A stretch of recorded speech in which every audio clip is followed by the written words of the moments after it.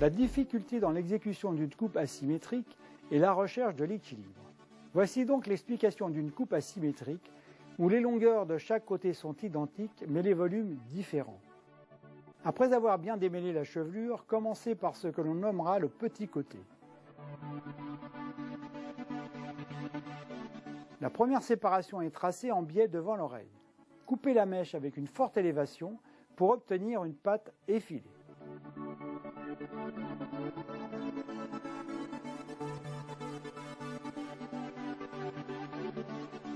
Tracez la deuxième séparation autour de l'oreille jusque dans la nuque.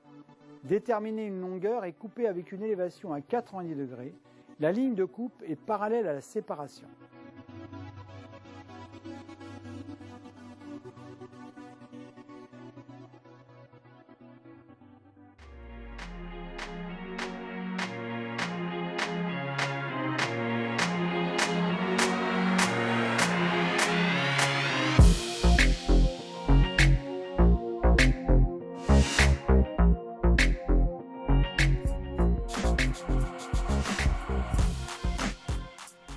Après avoir bien démêlé la chevelure de façon à pouvoir tracer les séparations précises, on déterminera la première ligne de base de la nuque sans effectuer de séparation, en coupant directement en une seule fois dans la masse des cheveux.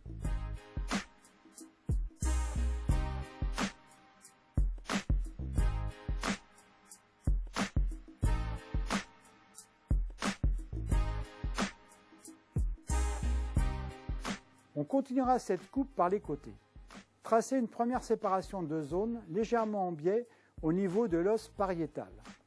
Cette zone sera coupée suivant les séparations verticales.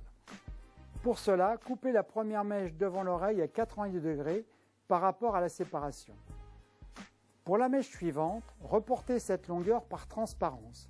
Incorporez la mèche derrière l'oreille en effectuant la liaison avec la nuque et en formant un angle droit.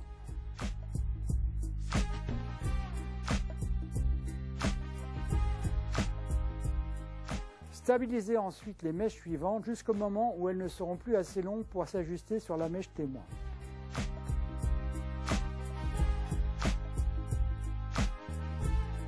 Pratiquez de même sur l'autre côté.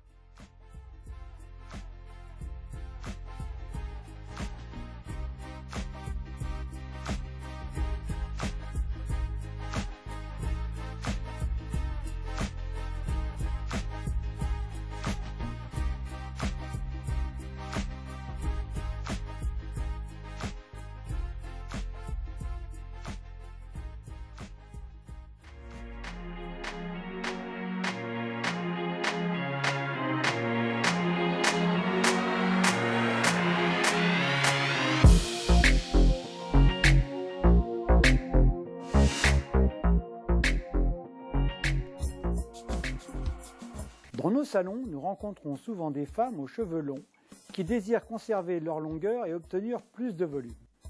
Pour réaliser cette coupe, il sera nécessaire, après avoir bien démêlé les cheveux, d'utiliser un conditionneur qui facilitera la réalisation des séparations.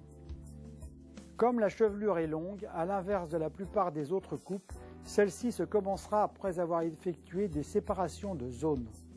Sur le dessus, isolez un rectangle dont les côtés se traceront en partant du milieu des sourcils pour finir derrière le point de diagonale. Partant de cette base, tracez dans la nuque une raie de milieu et partagez chaque côté en deux importantes séparations de zones.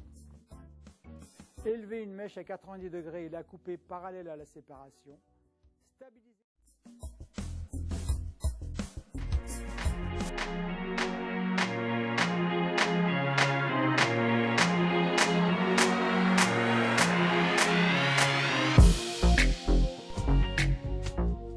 Après le shampoing, commencez par bien démêler la chevelure, ce qui facilitera la réalisation des séparations. Nous allons démarrer la coupe par les côtés et la nuque simultanément. Pour cela, les séparations sont tracées en partant devant l'oreille pour se rejoindre dans la nuque. Du fait même de l'implantation, lorsque nous traçons la première séparation devant l'oreille, nous pouvons nettement observer un triangle. La mèche de ce triangle sera coupée avec une forte élévation. Ensuite, tracez la deuxième séparation au-dessus de l'oreille jusque dans la nuque, parallèle à la première et épaisse d'environ 1 cm. Déterminez la longueur que l'on veut garder sans tenir compte de la patte précédemment coupée. Coupez cette mèche à l'intérieur des doigts en élévation à 80 degrés, toujours par petits coups de ciseaux.